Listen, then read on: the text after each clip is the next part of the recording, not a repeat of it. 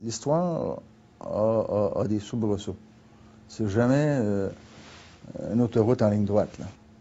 Puis ceux qui sont toujours en ligne droite, là, c'est dangereux d'une courbe, ça. Il faut savoir négocier les courbes, puis toujours avancer.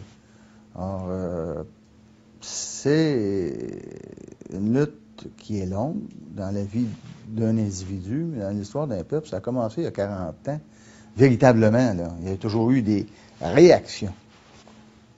Son point patriote et ainsi de suite, là. Mais le mouvement souverainiste s'est développé surtout dans les années 60, avec la Révolution tranquille.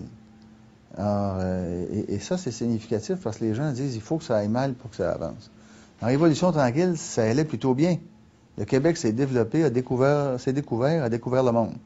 On a découvert qu'on pouvait écrire des pièces de théâtre, qu'on pouvait faire des affaires, qu'on pouvait faire du cinéma, qu'on pouvait faire des barrages hydroélectriques. On a découvert tout ça avec le sage premier ministre qui est un fédéraliste affirmé.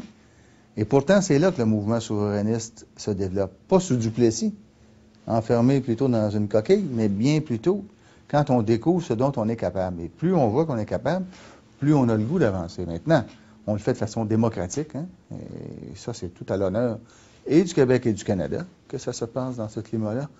Et c'est pas un goulag non plus. Donc, les gens sont toujours un peu tiraillés.